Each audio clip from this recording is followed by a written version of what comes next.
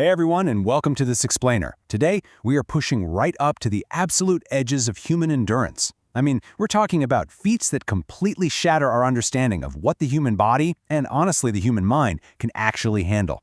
We're diving deep into the incredible career of the undisputed GOAT, the greatest of all time of female ultrarunning, Courtney Dauwalter. This is a person who doesn't just push the envelope, she literally tears it wide open, tosses it out the window, and totally redefines what we think of as impossible. Okay, let me just drop a staggering statistic on you right off the bat. 21. That is the total number of minutes of sleep she got during the entire Moab 240. And just for some context, that is a 385-kilometer race through the absolutely unforgiving Utah desert. And here's the kicker. Courtney didn't just survive and finish it on a 21-minute nap. She won the whole thing outright. She beat the second-place finisher, who was the top male runner, by more than 10.5 hours. It's the kind of margin that honestly makes you question reality. Section 1. The Impossible Triple Crown.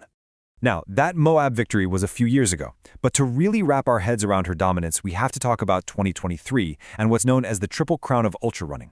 We are talking about the three biggest, most punishing 100-mile races on the planet. First up, June, the Western States 100 in California. Then, just 3 weeks later in July, the incredibly grueling, high-altitude Hardrock 100 in Colorado. And finally, September, the legendary UTMB over in Chamonix, France. For a long time, finishing all three in a single season was considered totally impossible. You're looking at over 300 miles of racing plus 25,500 meters of elevation gain, all crammed into a brutal 10-week window. But she didn't just survive these courses. She absolutely obliterated the field. At Western States, she didn't just win, she set a massive new course record, smashing the old one by 79 minutes. Then, with practically zero recovery time, she shows up at Hardrock and sets another course record. And to top off the whole shebang, she heads to France and wins UTMB with a 40-minute lead. Literally nobody in the history of the sport had ever pulled off this sweep in a single summer. So you're probably wondering, how on earth does she approach a challenge that literally everyone says will break her? Well, her philosophy is actually pretty simple. It boils down to this quote you see here: "You can't do the triple without trying." She believes that whenever we have the chance to try something difficult, or just plain crazy, we absolutely have to try it. It just perfectly highlights her totally fearless mindset. She doesn't step up to the start line terrified of failing. She goes in fueled by sheer curiosity about what might happen if she just gives it her all. Section 2. Rise of the Queen. So who is this person? Courtney wasn't built in some high-tech Olympic lab. She grew up in Minnesota, ran cross-country, and was actually a middle school science and gym teacher in Denver before eventually moving to Leadville, Colorado, just to see how far her legs could take her. Her breakout from there is the stuff of legend. In 2016, she seemingly comes out of nowhere to win the Run Rabbit Run 100 by 75 minutes. The very next year, she goes back to the exact same race, and in the final 20 kilometers, her eyes completely swell shut from a condition called periorbital edema. She was temporarily blind, literally stumbling over rocks, but she just kept running and won anyway. And then, just weeks later, came that world-shocking overall victory at the Moab 240. Oh, and she did all of this wearing her signature baggy, knee-length basketball shorts, which her fans affectionately call Shortneys. Now, you'd probably think an athlete doing these godlike things would be on some hyper-strict, scientifically calibrated diet, right? Not. Courtney, she completely throws traditional sports science out the window. Her nutrition is shockingly laid back. While she's out there pushing through the most brutal physical extremes, she's fueling up on nachos, candy, and salty French fries. And she always celebrates a finish line with a cold beer. She runs strictly by feel, totally ignoring all the rigid metrics that athletes usually obsess over today. Section 3. Inside the Pain Cave.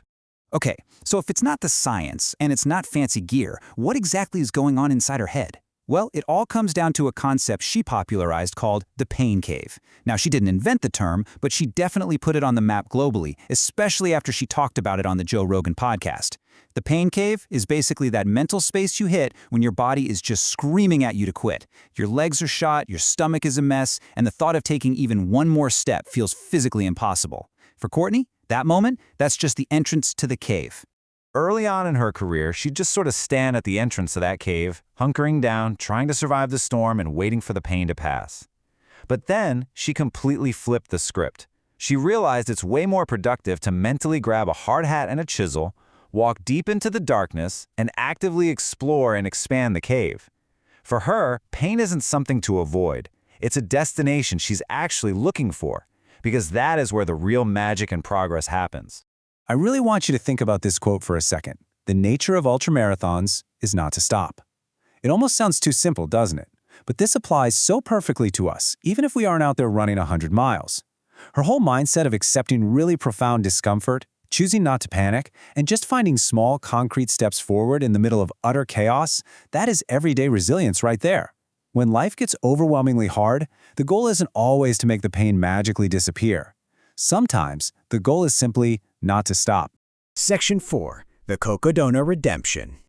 Taking that incredible mindset, we're looking ahead to our highly anticipated return to one of the most brutal events out there, the massive Cocodona 250 race, which kicks off in Arizona on May 4th.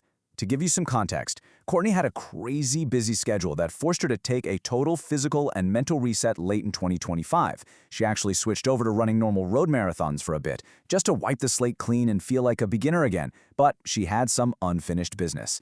During the 2025 Cocodona race, she actually DNF'd. She did not finish. She had to pull the plug at the Mingus Mountain aid station right around mile 108, and her stopping like that is incredibly rare. So now, completely recharged, she is coming back for Cocodona 2026 to take on the full, unforgiving 250 miles. So how do you even manage a 250-mile effort, especially with live streaming cameras catching your absolute best and worst moments? Well, her strategy breaks down into 3 main pillars. First is adventure, just totally embracing the unpredictable journey and feeding off the positive energy of her family being there.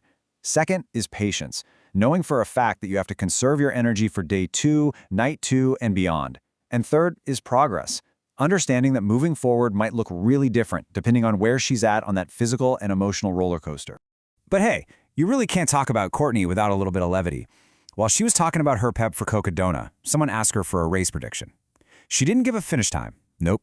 Instead, she offered this incredibly specific, hilarious prediction. She said the runners will consume at least 1,500 pickles during the 2026 race. It's just such a perfect reminder that even when she is staring down a 250-mile sufferfest, she absolutely never takes herself too seriously. The real crucial piece here is her mental prep for this redemption run. You remember that Mingus aid station at mile 108 where she had to quit last year? Well, she was asked what message she would want written on a whiteboard waiting for her at that exact spot this time. She just smiled and said she wanted it to say, "Dear Courtney, this is not your finish line. Love, Courtney." I mean, that is just the ultimate preemptive stripe against your own future self-doubt. Which leaves us with this final thought. Courtney Dauwalter has proven time and time again that our physical limits are usually just illusions built by our own minds. When those alarm bells start ringing and your brain is begging you to quit, that isn't the end of what you can do. It's literally just the entrance to the cave. So whatever project, marathon, or daily struggle you are facing in your own life right now, how big is your pain cave? Are you just trying to survive the storm at the entrance? Or are you ready to grab a chisel and see how far you can really go? Thanks so much for joining me for this explainer, and keep exploring.